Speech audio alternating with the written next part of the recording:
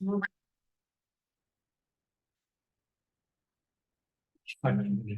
tarde, meus amigos, boa tarde, minhas amigas. Nós estamos aqui na Sociedade de Estudos Espírita Francisco de Assis, hoje, dia 12 de abril de 2024.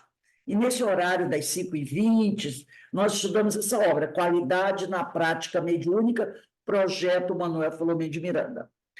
Antes de iniciarmos nosso estudo, vamos fazer a nossa prece, agradecendo a Deus, agradecendo a Jesus pela oportunidade que o Senhor nos concede de estarmos juntos, estudando, aprendendo, buscando melhorar cada vez mais. Que a paz do Senhor habite em todos os nossos lares e sempre nos trazendo aquela paz que necessitamos para continuarmos a nossa caminhada. Bem, como eu falei com vocês, nós estamos na terceira parte desse livro, Qualidade na Prática Mediúnica, projeto Manuel Filomeno de Miranda. E essa terceira parte são perguntas feitas à equipe do projeto. E a equipe do projeto é que vai responder a essas perguntas aqui. Nós estamos hoje, vamos começar aqui estudando a pergunta número 85. Tá? É a pergunta 85 que nós vamos iniciar o nosso estudo. Então, a pergunta é a seguinte: todos esses aspectos que são indicadores do desenvolvimento da aptidão mediúnica serão percebidos pelo médium sozinho, sem o auxílio de outrem? Então, essa é a grande pergunta. Todos esses aspectos que são indicadores de desenvolvimento da aptidão mediúnica serão percebidos pelo médium sozinho, sem o auxílio de outrem? E eles dizemos, não dizemos propriamente sozinhos, mas por iniciativa pessoal, sim, né? Então, o médium, ele não vai estar sozinho, tá?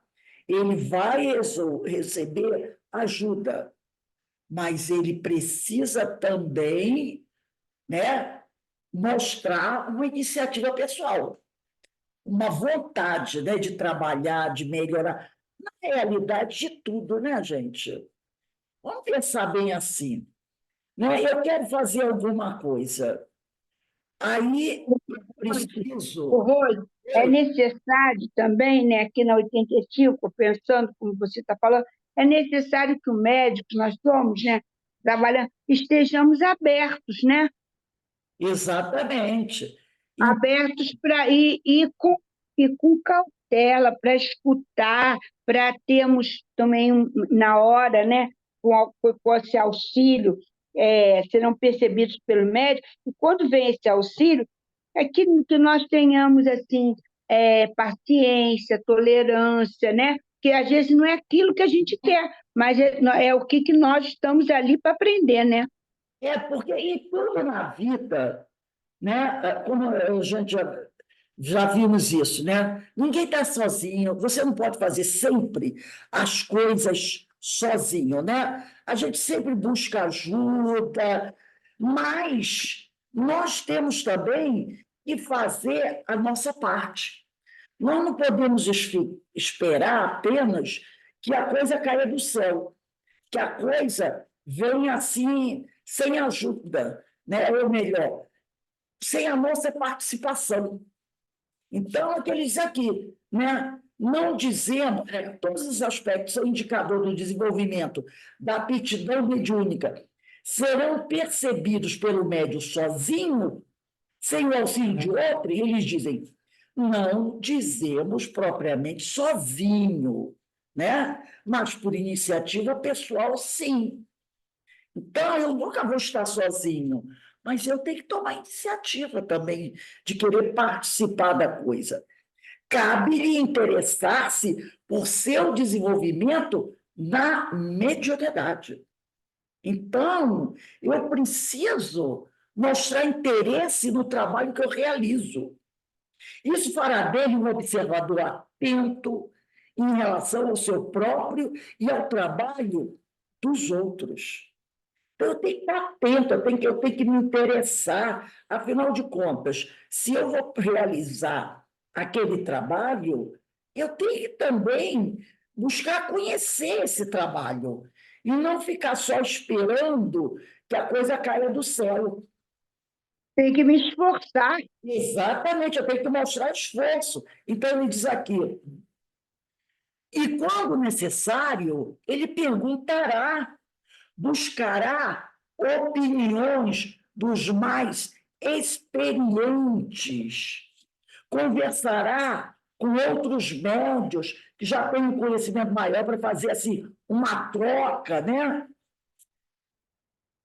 E com os doutrinadores, comparando respostas, informações para formar o seu cabedal de conhecimentos, montar o seu banco de dados.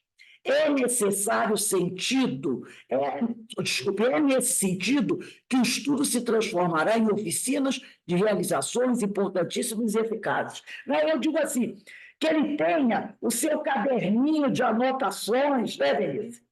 Rose, eu estou pensando aqui, que quando fala em sozinho, ele diz que não propriamente sozinho, mas por iniciativa pessoal. Porque eu conheço os médiuns ostensivos, que sentem um monte de coisa, mas não querem exercer a mediunidade.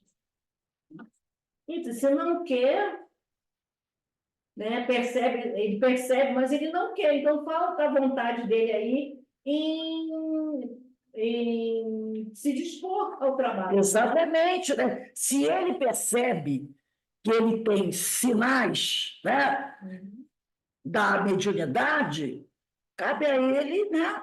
Não, eu vou estudar isso, eu vou procurar saber como é que se faz, né? E aí eu começo a fazer as minhas pesquisas, meus estudos, minhas anotações, vou buscar subsídios com um, com outro, para poder, né, dar qualidade a essa mediunidade, né, e usá-la para o que ela deve ser usada, a serviço do próximo. Não foi isso que nós estudamos na aula anterior? Sim. E outra coisa, né, Rosa? Eu acho muito importante, porque eu faço isso, eu tenho várias agendas. Qual a agenda para isso, para aquilo? Sabe por quê? Porque depois você fica perdida. Aí, onde eu anotei? Então, nós temos que ter mais praticidade, né? Objetividade. E lembrar é como uma escola mesmo, entendeu? Você está numa escola, você tem seus cadernos, suas anotações, seus subsídios, tem que ter o seu material, porque isso é uma coisa muito importante na prática da mediunidade. Procura estudar e se melhorar, é claro que vão surgir pessoas que o ajudem. Sim, e a espiritualidade vai contar com aquele companheiro ali, vai colocar para aquele companheiro trabalhos mais completos, porque sabe que ele está preparado. Então, vou voltar aqui ao estudo. Então, aqui, ó, comparando respostas e informações para formar o seu cabedal de conhecimentos, montar o seu banco de dados, é nesse sentido que o estudo se transformará em oficinas de realizações importantíssimas e eficazes. O médium assim interessado atrairá a simpatia e a confiança do dirigente e das pessoas mais aptas, né? Das pessoas mais aptas, que terão prazer em espontaneamente procurá-lo para oferecer-lhe orientação e ajuda, porque sabem que encontrarão nele boa vontade e não melindre, que é o disfarce mais grosseiro com que se veste o orgulho. A maior mestra do sucesso é o interesse e a motivação. É assim que você percebe que um aluno, que alguém está realmente mostrando que está interessado no trabalho, né? Quando ele participa ali daquele trabalho, né? Mostrando interesse, motivação, participando, aí você percebe, poxa, eu posso contar com esse companheiro. Aí ele diz aqui, né? Sabe o que é que eu queria ressaltar? é que esse médium ostensivo precisa estudar. Aí ele tem a consciência de que ele precisa, mas não quer fazer. Então, o que acontece com ele? Ele atrai energias para ele e ele não sabe lidar com aquelas Claro que não, energias. claro que não. Não é isso? Então, acontece... ele sente muitas coisas, acontece várias coisas com ele que ele não tem a explicação exatamente pela falta de estudo. Aí, quando ele estuda, se esclarece, ele percebe que ele precisa desenvolver aquilo, porque é uma necessidade orgânica, né? É uma necessidade orgânica, uma necessidade de evolução. E Né? quando o sujeito, né, o indivíduo, não conhece nada e não tem a oportunidade de conhecer, aquilo não será levado a, né, tipo assim, a ponto de faca. Realmente, o companheiro não teve oportunidade. Quantas pessoas não têm oportunidade? Têm a mediunidade, mas moram em lugares que não têm nenhum acesso, não tem uma casa espírita, não tem uma internet, nem um computador, né? Uma internet para ele acessar, para pesquisar, para estudar. Não tem alguém que forneça para ele um livro, uma bibliografia. Muitos pelo Brasil afora são médios, mas vivem em locais que não têm conhecimento, não têm acesso. Ainda mais a doutrina espírita, que é diferente da igreja católica ou da igreja evangélica. Em qualquer lugar você tem uma igreja católica e uma igreja evangélica. A evangélica, então, está em qualquer lugar. Mas uma casa espírita, não. Então, às vezes, o pessoal não tem um acesso a um computador para acessar a internet, né? Ele nem sabe um livro e tudo mais. Agora, quando você... Criando... E aí é que a mediunidade, e a mediunidade não se produz, não se transforma em algo para ele e para os outros. Mas tem outras pessoas que têm. E mediunidade é necessidade do espírito. Exatamente. Tem outras pessoas que têm um acesso fácil, podem entrar em contato, mas não demonstram interesse. Então, não utilizam aquele instrumento, aquele talento, nem a benefício dela, nem a benefício do outro. Né? Ô, Rose, mas também, como endossando as tuas palavras e a da Denise, às vezes o médio dentro da casa, sem ficar, nós não temos o jeito de ficar julgando, ele já estudou há tempo, mas ele não quer se reformular. Aí já sabe ele fica tudo. parado. E aí, como ela falou, a Denise falou muito bem, atraindo aqueles irmãozinhos, porque ele não estuda. Como é que você vai conseguir trocar?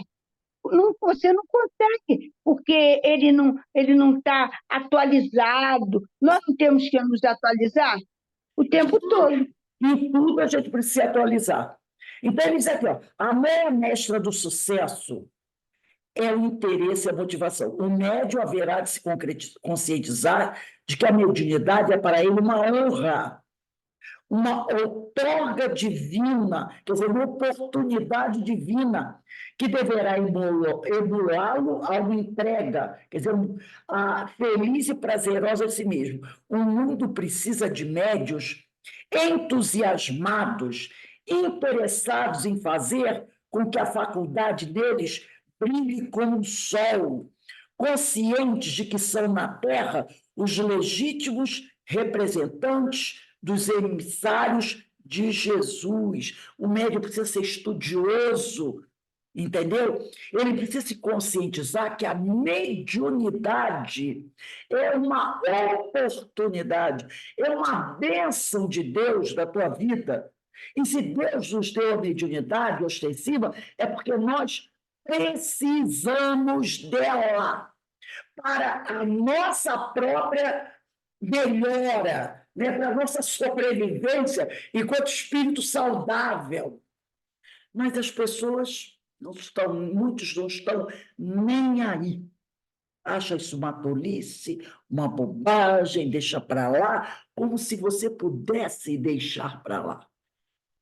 Foi Deus que te deu essa mediunidade. E tudo que Deus nos dá tem uma razão de ser. Tem uma razão de ser. Mas as pessoas muitas vezes não estão nem aí, não estão nem aí. Aí ele diz aqui, né? O mundo precisa de médicos entusiasmados, interessados, estudiosos, em fazer com que a faculdade neles brilhe como o sol, conscientes de que são na Terra os legítimos representantes dos emissários de Jesus. Diferentemente daqueles que, diante do convite, se tornam apáticos, envergonhados, como a mediunidade deles não conhece bem, sendo-lhes um transtorno incômodo e pesado. São os ociosos, os médios indiferentes, né? Para aqueles que assim positivamente se fazem, a autocrítica não pesa nem constrange. Antes se torna um caminho para o aprendizado constante e autoiluminação. Quer dizer, para aquele médium realmente consciente, estudioso, né, que está sempre procurando melhorar, né, a autocrítica não pesa nem constrange. Antes se torna um caminho para o aprendizado constante e autoiluminação. Então, nós temos que valorizar essa mediunidade. Se Deus nos deu, e quem nos dá a mediunidade é Deus. Se Deus nos deu essa mediunidade, não vamos desperdiçá-la. Vamos utilizá-la com Jesus, mediunidade com Jesus. Vamos nos aprofundar, vamos estudar, porque isso é a prova da misericórdia divina. Quantos de nós, em vidas passadas, se a gente acredita e é reencarnacionista, porque às vezes o médium não acredita na reencarnação. Aí outro departamento a gente nem discute. Mas se você acredita na reencarnação, você sabe que você teve muitas reencarnações passadas, né? E que você agiu de N maneiras. Na maioria não foram adequadas. Tudo isso pesou. E dependendo do seu histórico, o Deus te dá mediunidade. Para quê? Para que você acelere o seu processo de iluminação e de crescimento e de progresso. Por quê? Porque com a mediunidade você vai praticar o bem. Você vai ajudar encarnados e muitos desencarnados. E como a gente estudou na aula anterior, esse é a proteção para as obsessões. Exatamente. Para você não ser obsessivo. É a prática também. E aí, muitas vezes, o médium não está nem aí. Conhece, que é pior. Quando você conhece, que a responsabilidade é maior. Porque quando você não conhece, a tua ignorância te defende. Você tem a ignorância como defesa. Mas se você conhece, a responsabilidade é maior. Porque muito será cobrado a quem muito recebeu. E aí você vai ter que responder, por que você não utilizou aquela mediunidade? Que muitas vezes você implorou por ela. Né? Você desperdiçou. Então, a gente tem que tomar muito cuidado com isso. Bem, aqui ele vai entrar num outro item importantíssimo, que é o item que trata dos doutrinadores. Aí vem a pergunta à equipe. Focalizando agora o doutrinador, quais os padrões de qualidade que deverão guiá-lo no exercício de suas funções? Eu trouxe aqui, antes da gente ler a resposta da equipe, eu quero ler aqui com vocês um PDF de um livro pequenininho, né? O livro é esse aqui, ó, Obsessão, o Passe, a Doutrinação, de José Herculano Pires. Isso é importantíssimo, esse texto aqui. Obsessão, Passe, a Doutrinação. Por que tudo isso? De José Herculano Pires. Né? Então, o José Herculano, ele tem esse livro, que é um livro que eu recomendo a vocês. Ele é fininho, tá vendo? Fininho, fininho, fininho. Mas tem um conteúdo gigante. E nesse capítulo, que trata de a doutrinação, ele é... O capítulo 1 fala da obsessão, o 2 do passe, o 3 da doutrinação. Nesse capítulo que trata sobre a doutrinação, eu selecionei aqui algumas questões, alguns pontos, né, para a gente discutir. Para a gente discutir, não, para a gente ler. É o pensamento de José Herculano Pires. Então, o livro é Obsessão, o Passe, a doutrinação. Então, eu peguei a terceira parte do livro, que é a doutrinação. A primeira é a obsessão, a segunda é o base, a terceira é a doutrinação. Onde o José Herculano Pires diz assim: a doutrinação é a moderna técnica espírita de afastar os espíritos obsessores por meio do esclarecimento doutrinário. Né? Então, a doutrinação é a moderna técnica espírita de afastar os espíritos obsessores por meio do esclarecimento doutrinário. Essa técnica é moderna e foi criada e desenvolvida por Allan Kardec para substituir as práticas bárbaras do exorcismo, largamente usada na antiguidade, tanto na medicina como nas religiões. Porque antigamente, né,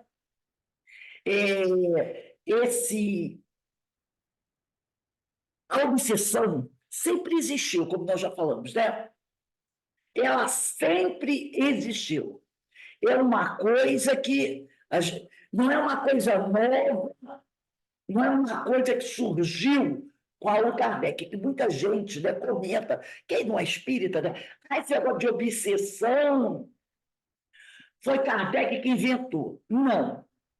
A doutrinação, diz Herculano Pires, é a moderna técnica espírita de afastar os espíritos obsessores por meio de esclarecimento doutrinário.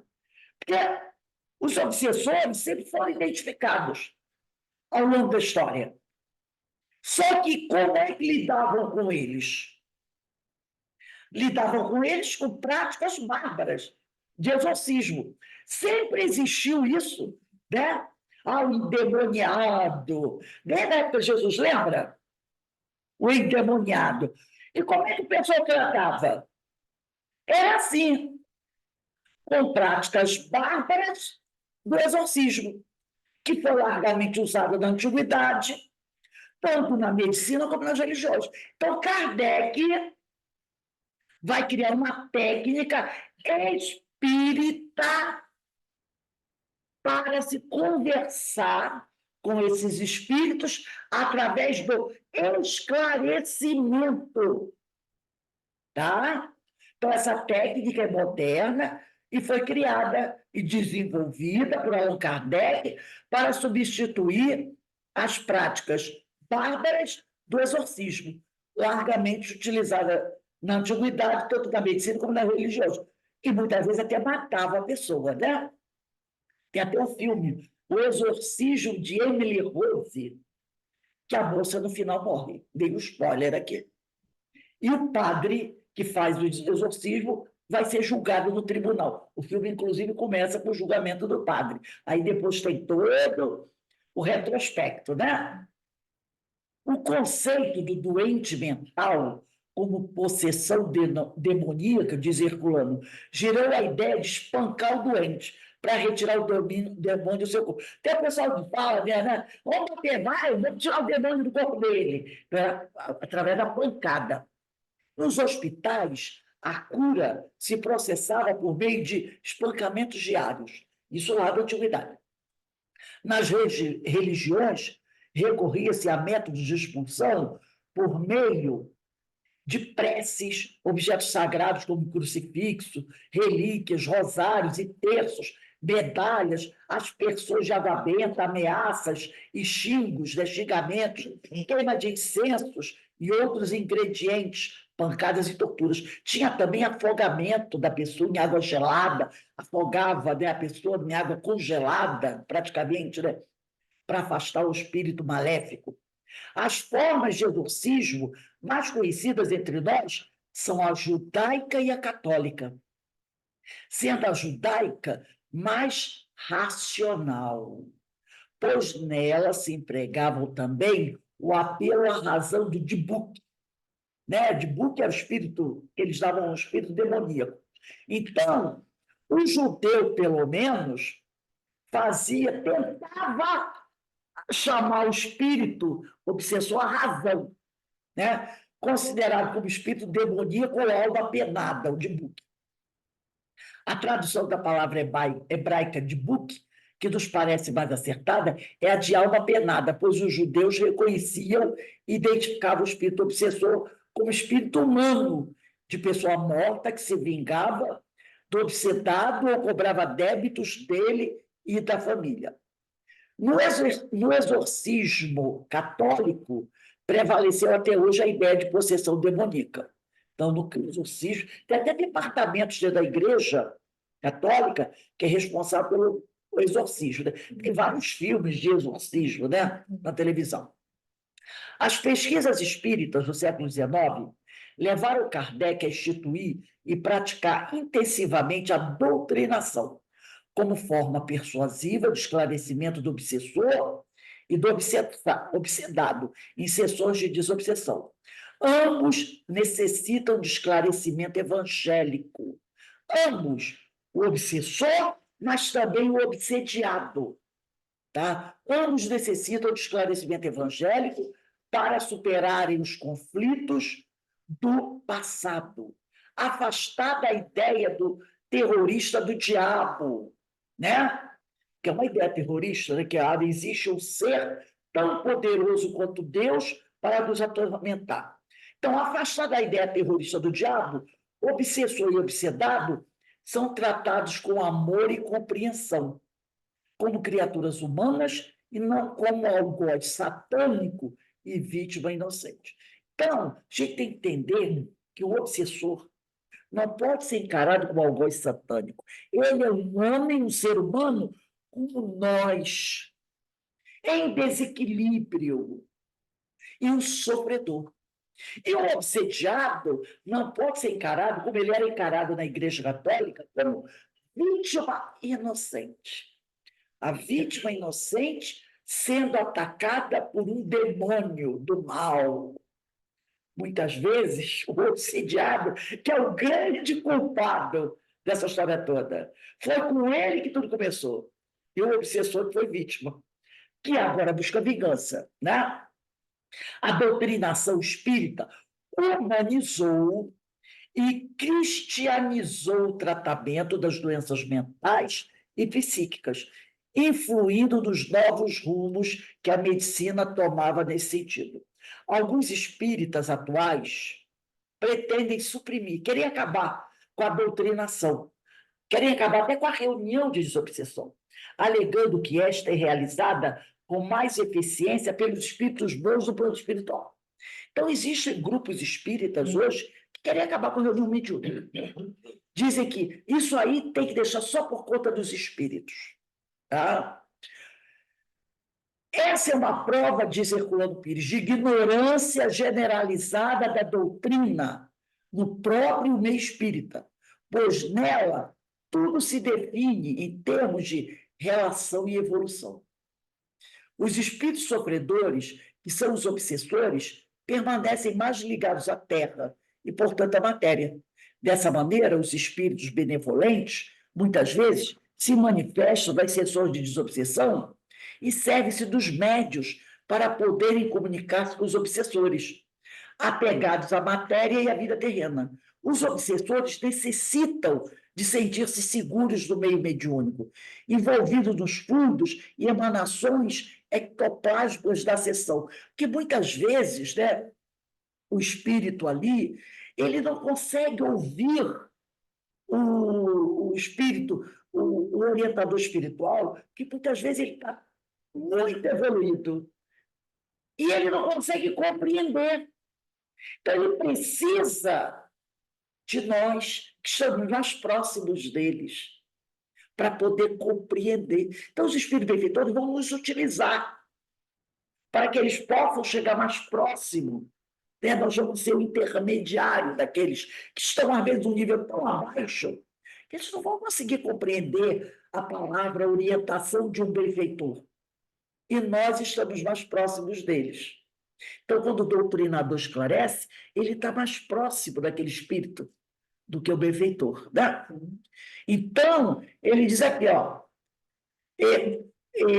voltando aqui só um pouquinho, só para pegar aqui a frase, que ele diz assim, ó, Apegados à matéria, esses espíritos obsessores, e à vida terrena, os obsessores necessitam de sentir-se seguros no meio mediúnico, envolvidos nos fluidos e emanações ectoplásmicas da sessão, para poderem conversar de maneira proveitosa com os espíritos esclarecedores. Basta esse fato comum nas sessões bem orientadas para mostrar que a doutrinação humana dos espíritos encarnados é uma necessidade. Eu vou pular aqui um pouquinho. Aí aqui, ó, orgulhoso, inútil e até mesmo prejudicial será o doutrinador que se julgar capaz de doutrinar por si mesmo. Sua eficiência depende sempre da sua humildade, que lhe permite compreender a necessidade de ser auxiliado pelos espíritos bons. O doutrinador que não compreende esse princípio precisa de doutrinação e esclarecimento para alijar de seu espírito a vaidade e a pretensão. Só pode realmente doutrinar espíritos quem tiver amor e humildade. Mas é importante não confundirmos humildade com atitudes piegas, com melosidade, aquela coisa, meu amiguinho, meu, sabe aquela coisa, né? Então, isso aí, cuidado, para a gente não confundir humildade com atitude piegas, com melosidade. Muitas vezes a doutrinação exige atitudes enérgicas, não ofensivas ou agressivas, mas firmes e imperiosas. É o momento em que o doutrinador, firmado em sua humildade natural, decorrente da consciência que tem das suas limitações humanas, trata o obsessor com autoridade moral, a única autoridade que podemos ter sobre os espíritos inferiores.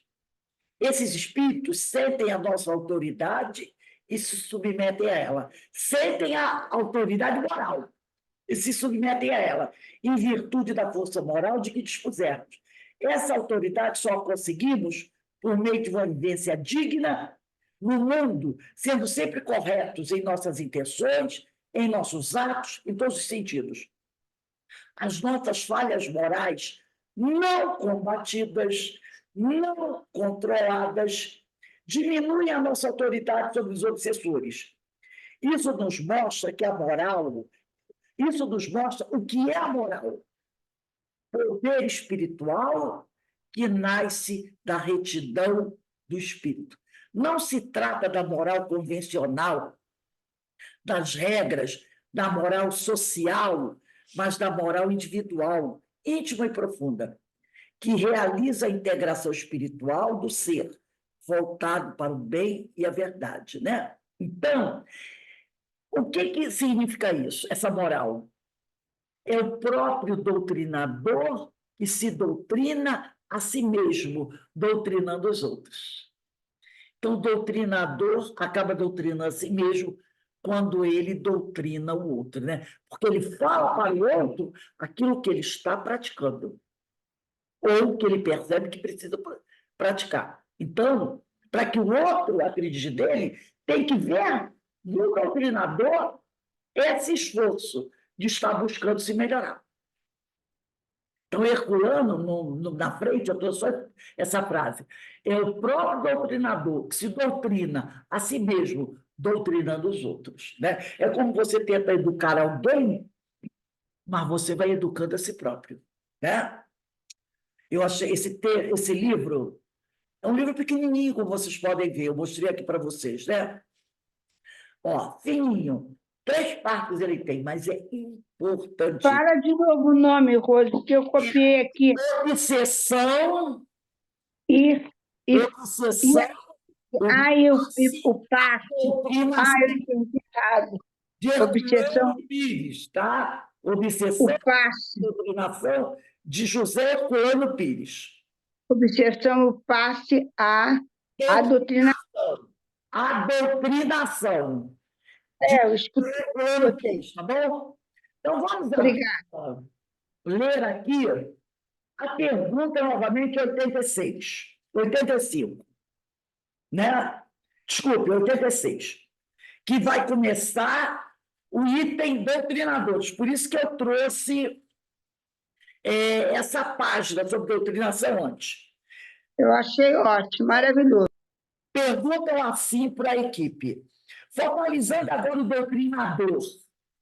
Muita coisa que a gente vai ver aqui, a gente leu aqui com o José Cláudio Pires. Quais os padrões de qualidade que deverão guiá-lo no exercício de suas funções? A primeira consideração a fazer é que o médium doutrinador tem um perfil próprio, que o deve caracterizar. E a tônica principal dentro desse perfil deverá ser a racionalidade, o que não significa frieza, tá? Porque muitas vezes a pessoa confunde uma pessoa racional com uma pessoa fria, mas a base onde vai apoiar-se no campo das ideias, para expressar o seu trabalho num clima de segurança e estabilidade emocional, capaz de infundir confiança naqueles que atende. Porque o esclarecedor não pode se desestruturar, né, emocionalmente. Ele tem que estar firme, equilibrado. Diferentemente do médio de transe, que é o psicofônico, que tem uma característica emocional muito vibrátil, o doutrinador, o terapeuta espiritual, que é uma outra forma de encarar o doutrinador, ou o médio dialogador, que é o melhor termo a ser usado, médio dialogador, deverá ser emocionalmente menos oscilante, menos excitável, embora amoroso e disponível. A mediunidade dele se expressará através da assimilação de correntes mentais sem participação nervosa, através da intuição. Não é recomendável que seja médium psicofônico. Já falamos isso na aula passada, lembra? A fim de que se ligue aos espíritos socorristas que o inspiram, sem se envolver mediunicamente com os sofredores que se comunicam e com os quais vai dialogar. Por isso, a expressão médios dialogadores é melhor usada, o que não impede de passar-lhes a energia dos bons sentimentos, a força da palavra balizada, segura e gentil, e as diversas terapias que complementam o aconselhamento. Essa forma especial de ser médium, que o médium dialogador, né, ele é um médium, né, garante-lhe a recepção das intuições enquanto ouve os espíritos, mesmo raciocinando para organizar respostas adequadas, coerentes, estímulos e orientações, que passarão sob a forma de reflexões àqueles com quem dialoga. Então, ele tem que estar muito bem preparado, principalmente através do estudo do Evangelho, para ele poder passar respostas adequadas, coerentes, que venham esclarecer o espírito, consolar o espírito. E aquele médium que está sempre ligado, né, ao Evangelho de Jesus tem mais facilidade no diálogo. Como importante se faz em todos os participantes de trabalhos mediúnicos o comportamento moral no doutrinador. Essa qualificação se torna vital, essencial, pois, como terapeuta espiritual, ajudará muito mais com sentimentos do que com raciocínios, sendo a condição moral a única via capaz de estabelecer a sintonia com os mentores espirituais e a única força capaz de infundir respeito aos espíritos rebeldes, ignorantes, primitivos, desarvorados, que são trazidos para receberem as terapias específicas. Então, essa força moral, tá, é aquela que verdadeiramente os espíritos respeitam. Exige-se-lhe do médium dialogador ou doutrinador olha aqui, gente, no meu está até grifado, eu não sei no de vocês. No meu está grifado em letras bem pretas. Se não tiver, no de vocês, sublinhem. Exige-se-lhe ainda um largo conhecimento doutrinário e do Evangelho. No meu livro está grifado, O meu também está até em preto, está bem grifado. tem outros que Eu não. estou só no itálico. No da Belis está só itálico. Então, eu aconselho sublinhar. Sublinhar. Porque o itálico, às vezes, passa despercebido, né? Existe-se ainda um largo, olha só, largo quer dizer grande conhecimento doutrinário, quer dizer, da doutrina espírita e do evangelho. Foi aquilo que eu falei. Muito estudo, pois que estes, o conhecimento doutrinário e evangelho, serão a fonte supridora de onde emanarão suas orientações. Há muitos anos atrás, eu me lembro que eu estava fazendo uma doutrinação, era de um espírito feminino. E esse espírito, né, com muita dificuldade, muita, muita, muita mesmo. E eu já tinha utilizado vários argumentos doutrinários que não faziam efeito. O espírito estava, né, muito irredutível na sua posição. E, de repente, na minha cabeça, porque eu sempre gostei muito, eu comecei a estudar doutrina pelo Evangelho. Eu estou estudando doutrina, mas, de repente, eu passei, eu vou dizer assim, talvez por necessidade minha mesmo, né? Eu passei pelo menos 10 anos estudando Evangelho. Tudo que era sobre Evangelho eu estudava. Paulo Alves Godoy, então, foi um dos primeiros que eu mais estudei, né? E depois João Nunes Maia, por aí, estudei muito Evangelho, né? Humberto Roden e muitos, Roque Jacinto, toda essa turma, Amélia Rodrigues. E eu estava ali, né? E, de repente, eu falei, eu vou entrar agora. E entrei com Maria de Magdala. E aí eu já tinha estudado bastante Maria Magdala, inclusive, já tinha estudado e escutado, tem na época era fita, havia aquelas fitinhas de cassete, uma história de Divaldo, contando a história do encontro de Maria de Magdala com Jesus. É lindo, lindo, lindo, lindo, lindo, lindo. Coisa maravilhosa, uma das histórias mais lindas que eu já vi da minha vida. Eu tinha em casa uma fitinha, né? Como é que chamava mesmo aquela fitinha? De videocassete, não, que não estava no gravador, Não sei, aquelas pequenininhas. uhum. Fita de toca-fita. Aquelas fitinhas de toca-fita. Não é videocassete de vídeo, não, é de toca-fita mesmo. Não, aquela de pequenininha, pequenininhas. Eu tinha gravado, sabe de onde? Da Rádio Rio de Janeiro, uma palestra do Divaldo, quando ele vai contar. E eu tinha gravado, estava aquele gravador perto do rádio, e eu gravei, e guardei durante muitos anos essa história. É a história ele contando o encontro de Maria de Magdala com Jesus. E eu já tinha usado todos os recursos. De repente, eu disse assim, vou contar. Contei rapidamente para o Espírito essa história do Divaldo, falando de Maria de Magdala encontrando Jesus.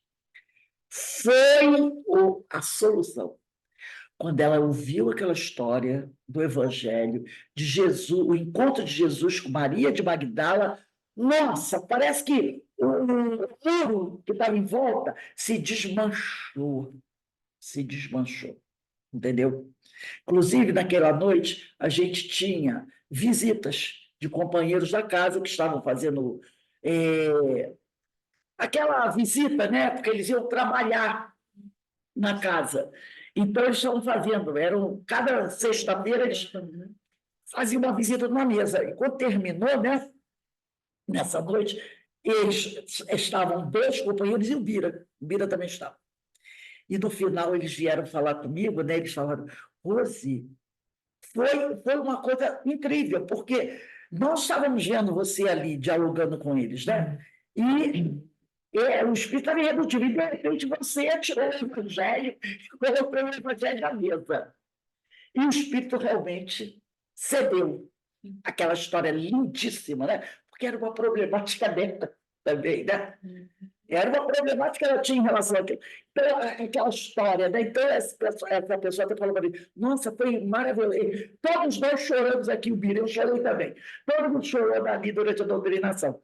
Então, por isso que ele diz aqui, um largo conhecimento doutrinário do Evangelho. Mas por quê? Ele precisa ter esse largo conhecimento doutrinário. Não, ele precisa primeiro para ele mesmo. Porque todo esse conhecimento doutrinário evangélico que o cidadão que é médio dialogador tem, ele vai ter que utilizar para ajudar espíritos que muitas vezes vieram à reunião e foi ele que desencaminhou. Ele desencaminhou. Então, muitos daqueles que ele, em vidas passadas, desencaminhou, com o tom da palavra e com o conhecimento que tinha, ele agora vai ter que fazer o trabalho inverso. Porque muitas vezes isso. O médio doutrinador tem muito conhecimento, ele já traz uma bagagem e ele acrescenta essa bagagem de novos conhecimentos. E isso, ano passado, ele utilizou esse conhecimento para desencaminhar muitos. E o que esses espíritos fizeram é parte da responsabilidade dele também. Agora, então, quando eles chegam e ele vai colocar a sua palavra, muitos desses são aqueles que ele desencaminhou, que ele agora precisa auxiliar a voltar ao caminho do bem, à porta estreita. E por isso ele precisa ampliar esse conhecimento doutrinário e evangélico para ter mais capacidade de recuperar, ajudar na recuperação desses espíritos. Tá? Pois que estes, quer dizer, o conhecimento doutrinário e evangélico, serão a fonte supridora de onde emanarão suas orientações, principalmente o evangelho. Porque quando mais nada dá certo, vai com o evangelho. Que aí você, com certeza, vai ter mais chance. A posse desses elementos em nível adequado e razoável, também tem que tomar cuidado. Não é sempre jogar, não. Em nível adequado e razoável, enseja o doutrinador alcançar os seguintes tentos, quer dizer, objetivos, que lhe deverão constituir os indicadores com que avaliará o seu trabalho. Saber ouvir. Tem que saber ouvir o doutrinador. Fruto de uma observação atenta, concentrada, sem as tensões emocionais e inquietantes do medo e da ansiedade. Ouvir primeiro, para depois orientar com segurança. Ouvir primeiro, para depois orientar com segurança. Rapidez de percepção, derivada de uma intuição clara, que, não acontecendo, fará perder-se em sindicâncias demoradas que prejudicam o atendimento no seu todo. Então, ele tem que ter rapidez de percepção. Por isso que ele tem que estar sempre buscando se melhorar, se esforçar pela sua autoevangelização, estudar, acompanhar o evangelho, para ele abrir esse canal para receber a intuição com mais rapidez, para não dar aqueles claros muito grandes, né? Que poderá levá-lo a se perder. Intervenções oportunas e nas horas certas.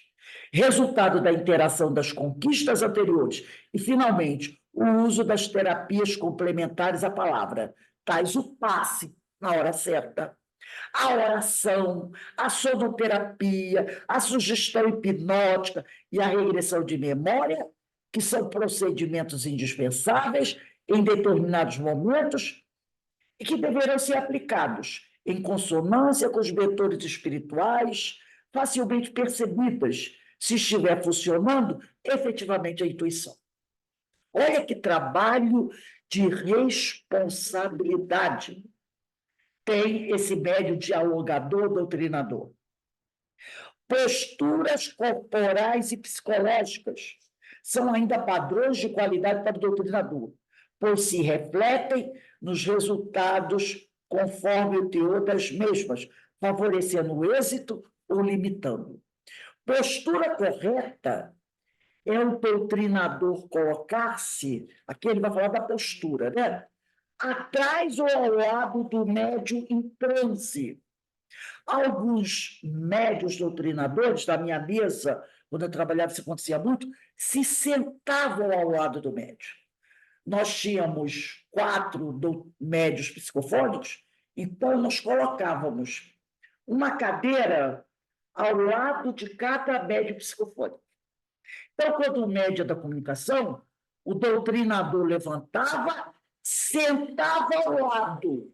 Isso trazia uma série de ajudas. Primeiro, se o doutrinador tiver problema de coluna, ficando em pé e curvado, isso pode trazer para ele um desconforto, não é?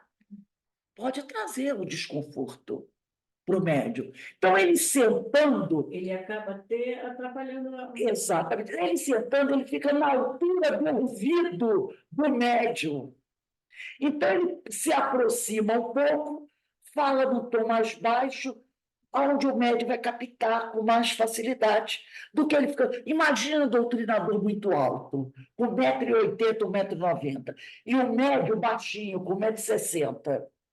Olha quanto ele tem que se curvar. Questão de postura. Hoje em dia, todo mundo é colunável, né? Todo mundo tem problema de coluna. Então, você ficar 10 minutos, às vezes, curvado, pode se causar um desastre. Na segunda doutrinação, o doutrinador já está incomodado. Né? Eu fico de papagaio, é a lombar, é isso, aquilo, outro. Então, a gente fazia assim. Na nossa mesa era assim. Ao lado de cada médio, a gente botava uma cadeirinha. Né? A gente arrumava direitinho, e o doutrinador vinha, sentava ali, e ele ali, ó, do lado, sem colar no médio, é claro, com uma distância razoável, ele conversava tranquilamente, sentado. Acabou, ele levantava, deixava a cadeirinha, ia para a cadeira dele. Então, diz aqui, postura correta, o doutrinador colocasse atrás ou ao lado do médio em transe, evitando aproximar o seu rosto do dele. Às vezes, o médium em pé, curvado, ele encosta perto do médium, né? Para não invadir o campo de aura do sensitivo, quer dizer, a atmosfera espiritual. Tá? Atmosfera espiritual. Resguardando, assim, de constrangimentos e irritação. Tá? Então, era uma forma que a gente trabalhava e dava super certo.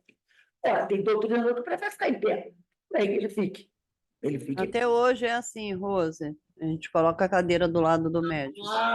Porque essa cadeirinha aí começou na minha mesa e se espalhou pelas outras, porque é muito melhor, tá? É muito melhor. Caso o médium esteja falando baixo, o doutrinador pedirá para alterar um pouco mais o tom de voz, em vez de se inclinar em demasia sobre seu corpo.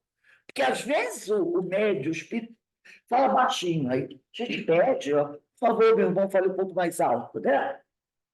Assume postura incorreta o doutrinador quando se interpõe entre o médium e a pessoa sentada ao lado, colocando a mão sobre a mesa. Porque a gente tem um outro médium do outro lado, né? Aí tem doutrinador que faz assim, né? Deita em cima da mesa. Ou então fica assim, não, vai atrapalhar o outro médium que está do outro lado, né? Porque tem o médium com quem está conversando, tem ele e tem o outro médium. Se o espaço é muito grande, e ele se debruçar, ou então ficar vai atrapalhar o outro. O ideal é que o doutrinador fique com a mão sobre as pernas, entendeu? A mão ali sobre as pernas.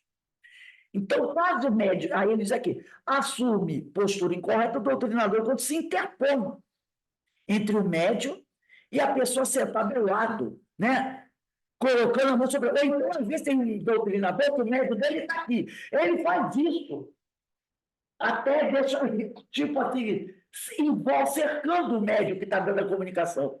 E a mão dele vai do outro lado, já atrapalhando o outro. O que limita os movimentos de ambos, principalmente do médium em transe. Certas posições como esta, um tanto largadas ou sem aprumo, podem estar refletindo estados psicológicos ou emocionais não muito adequados, displicência, insegurança, cansaço. Então, quando o médium o doutrinador fica doutrinando assim. Ou então estica a mão e apoia na frente do médio. Ou então fica aqui, enquanto tem o médio aqui, o doutrinando ali. São posições que indicam displicência, né? Então, a gente tem que ter uma postura. Você está ali sentado, põe as mãos sobre o colo, né? Mantém uma postura que mostra o quê? Que você está ali, participando, né? Está inteiro no trabalho, que você está valorizando o trabalho, porque a pior coisa que tem é você estar fazendo um trabalho e perceber que as pessoas, ou uma pessoa, ou várias pessoas, não estão dando aquela atenção ao trabalho. Isso desestimula quem está fazendo o trabalho. Entendeu? Desestimula. Você está fazendo assim, sabe? A pessoa não está nem aí. Imagine no doutrinador essa postura de displicência, né? Eu acredito que quando alguém está fazendo um trabalho, seja o trabalho que for, e se tem alguém observando, a pessoa deve demonstrar o quê? Interesse naquele trabalho que está sendo realizado, né? Eu acho que isso traz, assim, sei lá, para aquela pessoa que está fazendo o trabalho, uma satisfação maior.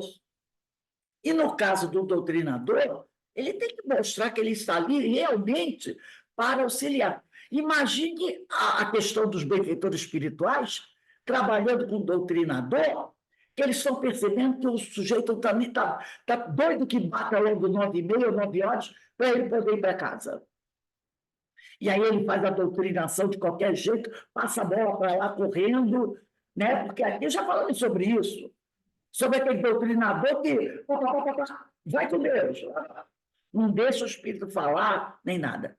Então, se você está num trabalho dessa natureza, você tem que mostrar respeito, interesse, carinho, amor, dedicação, entendeu? Porque a espiritualidade, gente, ela sabe. Quando você vai fazer um trabalho, seja um estudo, seja uma palestra, seja uma doutrinação, a espiritualidade sabe se você está preparado ou não. Ela sabe. Porque, como disse Paulo, somos cercados por uma multidão de testemunhas, né? Então, a espiritualidade sabe se você se dedicou na realização daquele trabalho ou você está fazendo o trabalho, ó, como diz o pessoal, lá voltei. Vai pegar aí um livro qualquer e vamos lá falar. Tá tudo bem. Ela sabe. Eu acredito, Rose, que a própria espiritualidade acaba afastando essa pessoa. Com o tempo vai sim. Com o tempo vai sim. Se essa pessoa acabar mostrando que isso é uma coisa contínua, ela vai afastar para não prejudicar mais o trabalho. Então, né, qualquer trabalho que você faça, né, em todo trabalho que a gente faz, eu digo assim, eu estou trabalhando para Jesus. Eu estou trabalhando para Jesus. Então, a espiritualidade sabe. E sabendo a dedicação, o esforço que você está fazendo, realizando naquele trabalho, eles vão te aparar, eles vão te ajudar. Né? Porque às vezes falham algumas coisas, né? A gente tem uns esquecimentos, isso, aquilo, a espiritualidade vem e ajuda, porque sabe que você se esforçou para fazer o melhor. E a gente tem que pensar o seguinte: eu estou trabalhando para Jesus. Eu não estou trabalhando para Manuel, para Joaquim, para Pedrinho, para Maria, para Antônia. Eu estou fazendo para Jesus. E se eu estou fazendo para Jesus, eu tenho que fazer o melhor que eu puder. E se eu sou doutrinadora, estão ali espíritos que necessitam. Quem sabe eu não serei um deles amanhã, não é? E se eu for um deles amanhã, como é que eu vou desejar ser recebido e ser atendido? Com a mesma displicência que eu atendi? Claro que não. Então, que a gente sempre procure fazer o melhor em tudo na nossa vida, mas principalmente na doutrina, principalmente nesse trabalho, tá? Dar o melhor de nós mesmos. Porque como nós estudamos, né, ontem sobre a lei do causa e efeito, lembra? Ela é para o bem e para o mal. Se você dá o melhor, você vai receber o melhor. Se você dá qualquer coisinha, um tico-ticozinho, é isso que tu vai receber. Um triquinho, lembra? Um triquinho. É isso que você vai receber, o triquinho. E vai reclamar de quê? Alguém gostaria de comentar alguma coisa em relação a esse assunto? Esclarecedores. Essas questões, realmente, eu acho que a gente já estudou aqui, estava vendo aqui as datas, 17, e tem coisa que eu não entendi, né? Então é muito bom continuar A estudando. gente estudar, revisando tudo isso, né? Então, meus irmãos, nós vamos encerrando aqui o nosso estudo da noite de hoje, agradecendo a Deus, agradecendo a Jesus, tudo isso que a gente tem recebido, porque realmente, se a gente está recebendo, é porque a gente, primeiro, merece e necessita, né? Merece, nós não vamos ficar só no merece. Necessita, né? Então, graças à misericórdia divina se faz presente. Então, só temos a agradecer a Deus, à espiritualidade amiga, que tanto tem nos ajudado nesse trabalho, nesse aprendizado, né? E que a gente possa doar grande parte daquilo que a gente recebe. Porque a coisa boa é essa, né? É você saber que você está podendo ser útil a alguém, né? Então, que nós continuemos a trabalhar, a buscar ser útil e nos prepararmos realmente para nos tornarmos verdadeiros discípulos da Senhora do Senhor. Obrigado, Pai, ser conosco hoje, agora e sempre, graças a Deus. Bem, meus irmãos, vamos encerrando aqui. Amanhã, às 16 horas, estaremos de volta com o estudo da obra Paulo de Tarso e as Leis Morais, que está maravilhoso. Paulo, nessas últimas partes, tem nos dado lições imorredoras. Então, todos são convidados amanhã, 16h15, estarem conosco estudando sobre as leis morais, tá bom? E daqui a pouco a gente inicia a nossa reunião de irradiação para os nossos irmãos encarnados. Eu vou mandar o link de novo, que eu vou fechar aqui no computador, tá bom? E vou abrir de novo, que eu vou abrir no meu celular. Um beijo para todos. Até amanhã, se Deus Um beijo, coração, obrigado. Daqui uns 10